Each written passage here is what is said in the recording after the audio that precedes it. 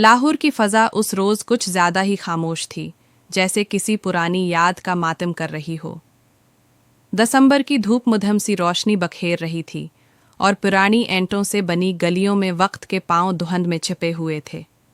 उसी गली के कोने पर एक कदीम मदरसा था, जिसकी दीवारों पर वक्त की चुप लगी थी।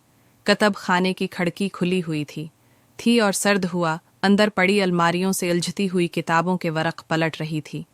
आयशा वहीं बैठी थी, सफ़ीद दोपटा उसके कंधों पर पड़ा था और हाथ में है गालिब की कलियात। वो उस जमाने की लड़की नहीं लगती थी जिसे लोग आज की नस्ल कहते हैं। उसके अंदाज में पुरानी तहजीब का अक्स था। उसकी आंखों में वो गहराई है जो हमेशा की है, थी जो सिर्फ वही आंखें रख सकती हैं जो बरसों की चुप में भीग चुकी हूँ। किताब के एक सफ़े पर उसकी अंगली रुकी। हज़ारों ख्वाहिशें ऐसी कि हर ख्वाहिश पे दम निकले। आपको गालिब पसंद है? आवाज़ उसके करीब ही से आई। आयशा ने चौंक कर देखा। एक नौजवान लड़का खड़ा था, आंखों में तजस्सुस, चेहरे पर शाइस्तगी और मुस्कुराहट में कुछ ऐसा जो दिल में उतर जाए। जी? आयशा ने हैरानी से पूछा। मैं साहिल हूँ, आज ही दाखिला लिया है। आप यहाँ पढ़ाती हैं? नहीं, सिर्फ मुतालिहा करती हूँ, उसने धीरे से कहा। साहिल हंसा। तो मैं खुश नसीब हूँ कि गालिब को आपकी आवाज़ में सुनने का मौका मिल जाएगा। आयशा ने पहली बार दिल में हल्की सी लर्जिश महसूस की। ये कैसा तारुफ था, बेसाख्ता, बेहद नर्म और किसी पुराने ख्वाब जैसा। आपको भी गालिब पसंद हैं? उसने पूछा। गालिब नहीं, वो लोग पसंद हैं जो गालिब को दिल से समझते हैं, साहिल ने कहा, और ये जमला कतब खाने की खामोशी में देर तक गूंजता रहा। ये मुलाकात शायद किस्मत का पहला सफ़हा थी। कतब खाने की खिड़की से धूप धीरे धीरे अंदर आ रही थी और बाहर सड़क पर खामोशी का पहरा था। दिनों का सिलसिला आगे बढ़ चुका था। साहिल अब मदरसे का बाकायदा तालिब इल्म था और आयशा वही है, खामोश, गम समसी लड़की जिसकी दुनिया किताबों, ख्यालों और लफ्ज़ों से बनी थी। इन दिनों साहिल रोज़ाना कतब खाने में आयशा से मुलाकात करता। कभी गालिब पर बात होती, कभी मीर के इशार पर तबसरा और कभी लंबी खामोशी जिसमें सिर्फ दिलों की धड़कनें बोलती थीं। आयशा, साहिल ने एक दिन पूछा, क्या आपने कभी किसी से वादा किया है? आयशा ने कुछ देर सोचा, फिर बोली, मोहब्बत में वादे होते हैं, नहीं किए जाते साहिल, वहाँ दिल बोलता है, ज़बान नहीं। साहिल ने उसकी तरफ देखा। तो क्या आपका दिल कभी किसी से बोला है? आयशा ने मुस्कुराकर नज़रें झुका लीं। मेरे दिल ने सिर्फ किताबों से बात की है, और शायद अब किसी और से भी। साहिल के दिल में जैसे खुशबू भर गई। वो जानता था कि आयशा कहने से ज़्यादा महसूस करती है, और उसकी हर बात में वो खामोश मोहब्बत छिपी है जो लफ्ज़ों की महताज नहीं होती। उसी दिन साहिल ने एक पर्ची पर सिर्फ एक मुसरा लिखा, दिल को मेरे हवा का सहारा मिला है, शायद तुम हो। वो पर्ची उसने आयशा की किताब में रख दी, बग़ैर नाम के, बग़ैर किसी दस्तखत के। अगले दिन आयशा की निगाह जब उस मुसरा पर पड़ी तो वो देर तक उसे देखती रही, और फिर पहली बार उसने साहिल को देखकर होले से मुस्कुरा दिया। ऐसा तबस्सुम जो एतराफ़ था, इकरार नहीं मगर काफ़ी। ये था पहला वादा जो लफ्ज़ों में नहीं था मगर दिल की दीवार पर लिखा जा चुका था। बिहार का मौसम था मगर आयशा के दिल में पतझड़ उतर चुकी थी। मदरसे के सहन में सफ़ीद फूल झड़ रहे थे मगर उसके दिल में बेनाम उदासी की बारिश हो रही थी। उस दिन साहिल देर से आया। उसकी आंखों में कुछ छिपा हुआ था, चेहरा सपाट, और आवाज़ में वो रवानी न थी जो हमेशा आयशा के चेहरे पर मुस्कुराहट ले आती थी। आयशा ने पहचान लिया, वो खामोशी, वो उलझन, ये वही हुआ थी जो जदाई से पहले चलती है। साहिल, सब खैरियत है? साहिल ने नज़रें चराईं। कुछ लम्हे गुजरे, फिर उसने आहिस्ता कहा, अबू का तबादला हो गया है, हम अगले हफ्ते इस्लाम आबाद जा रहे हैं। ये जमला आयशा के लिए किसी जलजले से कम न था, जैसे वक्त ने उसके दिल से ज़मीन खींच ली हो। कितने दिनों के लिए पता नहीं, शायद हमेशा के लिए। वो लम्हा दोनों के लिए साकित हो गया। आयशा ने कोई सवाल नहीं किया और साहिल के पास कोई तसल्ली नहीं थी। मोहब्बत के तमाम लफ्ज़ उस दिन गुम हो गए थे। शाम होने तक दोनों ने एक साथ बैठकर कोई बात नहीं की, सिर्फ खामोशी के साये थे जिनमें दिल की धड़कनों का शूर था। जाने से एक दिन पहले साहिल ने आयशा की किताब में एक और पर्ची रख दी, मोहब्बतों को लफ्ज़ नहीं, वफ़ा की खामोशी काफ़ी होती है, अगर लौटा तो सिर्फ तुम्हारे लिए। आयशा ने पर्ची पढ़कर उसे सीने से लगा लिया। اس کی آنکھیں برسنے لگیں جیسے وقت کی چھت ٹپکنے لگی ہو۔ ساحل چلا گیا اور عائشہ وہیں رہ گئی، ایک ایسی محبت کے ساتھ جس کا وعدہ صرف خاموشی نے کیا تھا۔ وقت گزرتا گیا، ساحل جا چکا تھا اور مدرسہ اسی طرح چلتا رہا، وہی کتابیں، وہی صحن، وہی کتب خانہ، مگر اب عائشہ تنہا تھی۔ تنہائی کا یہ سفر اس نے نہ زبان سے شکوہ کیا، نہ آنکھ سے فریاد۔ عائشہ اب مدرسہ میں فارسی کی معلمہ بن چکی تھی، وہی تختی، وہی بلیک بورڈ، مگر اب اس کے ہاتھ میں لکھنے والی پین کے ساتھ ہی تھی۔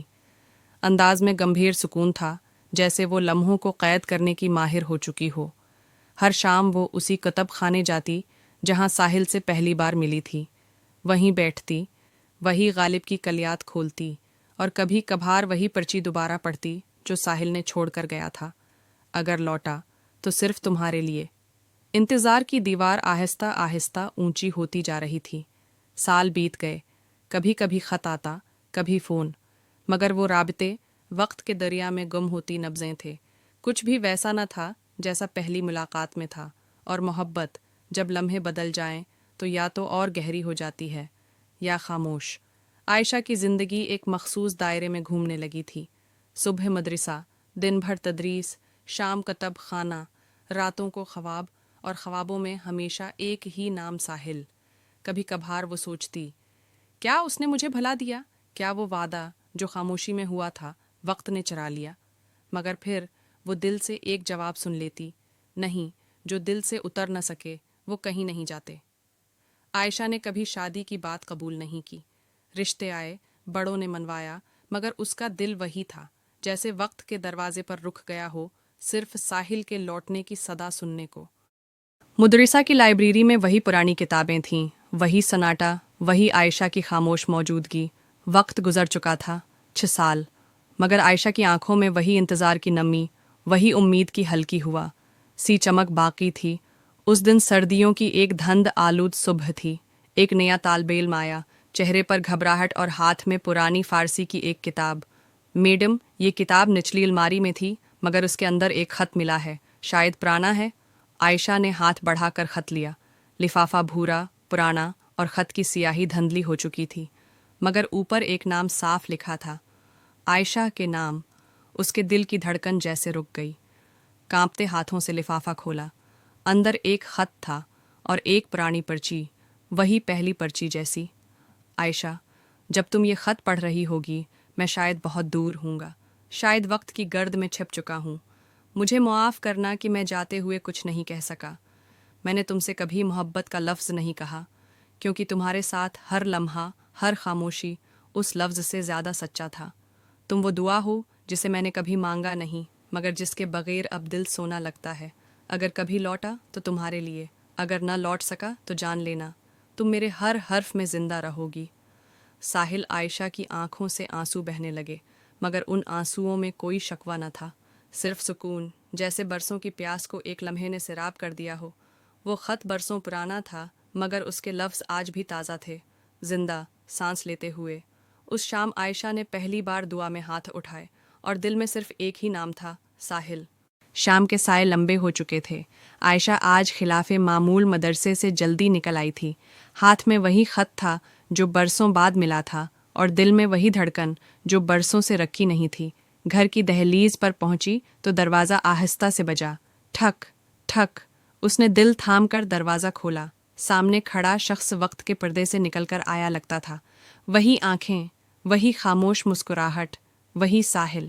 ساحل واقعی واپس آ چکا تھا۔ عائشہ کے ہونٹوں سے آواز نہ نکلی، صرف آنکھیں بھر آئیں۔ ساحل نے نظریں نیچی کیں، جیسے برسوں کا حساب کسی ایک لمحے میں سمیٹ رہا ہو۔ میں واپس آ گیا، وہ دھیرے سے بولا۔ تمہارے خط کی خوشبو نے راستہ دکھا دیا۔ عائشہ نے سوال نہیں کیا، کوئی شکوہ، کوئی خفگی، کچھ بھی نہیں، بس وہ آہستہ سے بولی، میں نے تمہارا ہر وعدہ خاموشی سے نبھایا، تمہیں سنبھال کر رکھا، دل کے کونے میں، وقت سے چھپا کر۔ ساحل نے اس کی طرف قدم بڑھائے اور پہلی بار اس کے ہاتھ تھامے۔ اب وعدہ زبان سے کرتا ہوں عائشہ، وقت گزر گیا، موسم بدل گئے، مگر جو دل سے اتر نہ سکا وہ آج تمہارے سامنے ہے، ہمیشہ کے لیے۔ عائشہ کی آنکھوں میں وہی نمی تھی، مگر اس بار خوشی کی۔ ایک بے آواز سی ہنسی لبوں پر آئی، اور اس نے صرف اتنا کہا، خوش آمدید ساحل۔ محبت وہی ہوتی ہے جو وقت سے نہ ہارے، جو وعدوں سے نہیں، انتظار سے نہ بھی جائے، جو خاموشیوں میں گونجتی رہے اور جب لوٹے تو مکمل ہو جائے۔ وہ جو دل سے اتر نہ سکا، صرف ایک داستان محبت نہیں بلکہ صبر، وفا اور خاموش یقین کی عبادت تھی۔